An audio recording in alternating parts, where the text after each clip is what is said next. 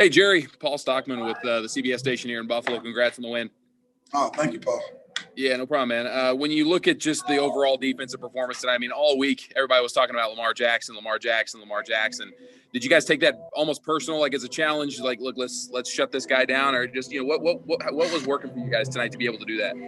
Yeah, we took it as a challenge. A lot of us, just because we had this late night game, we sat around, we watched TV, we enjoy football. It's our job, it's our passion. So, when we see the guys on TV talking about how they don't play defense in Buffalo and, we're going to give up 30 points. Yeah, that's a challenge that we all see. We take it as a challenge and we accept it. So I think we went out there and we played like we had something to prove. And that's how you're supposed to play football at your house, especially in the playoffs. Take me through that Taron Johnson play, just your perspective and how much does something like that juice up a defense, considering, the flip of how the Ravens were about to score, and now all of a sudden you're up by 14?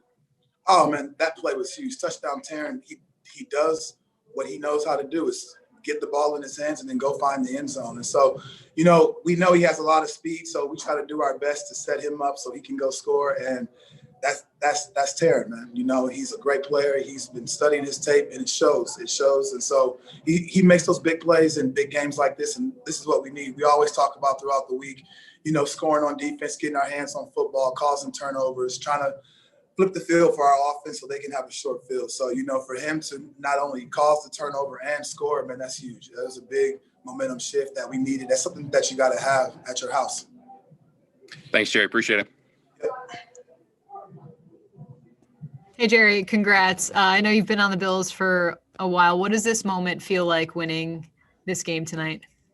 Oh, man, it feels amazing. I was telling the guys, finally I don't have to host the AFC Championship game at my house. People can actually sit back and they got to watch me. So the text messages are flying on my phone right now. What do we do? For 11 years, they've been coming over. So now, man, this is a great feeling. The guys in our locker room, this is something that we talked about back in April, coming together on Zoom chat, just sitting around talking football just because we couldn't be face-to-face. And so for us to continue to just keep pounding that rock and just worrying about the next game, not looking too far into the future, it just goes to show what you can do. That is awesome. I know, obviously, another 6,700 fans in the stadium today. But what does that do for you guys, and how loud were they? Because they sounded really loud. I'm telling you guys, I do not believe we have 7,000 people in our stadium, just because they caused 2 false starts and then backed up in the Ravens zone, in the zone. That crowd was roaring. It was electric, man. We could barely hear our middle linebacker Tremaine making calls, making checks. It was nothing like we had experienced throughout the season, just because it had been so quiet in our stadium, and we loved it. I mean, for them to call those 2 false start penalties like that, man, that's huge. We got to figure out a way to tip our hat to them, get them some free meals or some drinks, man. That's amazing. 67,000 people causing false starts. We know they usually like drinks, so that's always a good start. Hey. Thank you, Jerry. Appreciate it. No problem. Hey, Jerry, congrats on the win. What was the key to containing the Ravens? We just wanted to get upfield early on those tackles. We just knew that they were some very big, strong guys. So we wanted to get on the edge early, show them that open B gap, and then counter late. That's something that we've worked on all week with Coach Washington, is turning that corner and being able to counter late, because he's going to climb up in the pocket and take off and run. So I think for us, it was that and just good eye discipline. I think everyone on our defense, we knew the kind of runs we were going to get, so it just came down to us being disciplined with our eyes. And I think that showed as everybody flew around to the ball. We had population. We had guys putting body shots on ball carriers, and that's what we want. Definitely. Playing aggressive. And yeah. Your 2 sacks tonight puts you at 5 for the postseason in Bills history, joining Darryl Talley, Jeff Wright, and Bruce Smith as the only Bill since 1982 to have 5 sacks in the postseason. What are your thoughts about that? Man, that's an honor. To be mentioned with Darryl Talley and Big Bruce, man, that's a huge honor, just because walking into this building back in 2013, I used to see their faces plastered on the wall of all the great quotes and all the great things that they did for this organization. So I certainly all about those guys, and that's just an honor to be mentioned in the same sentence as them.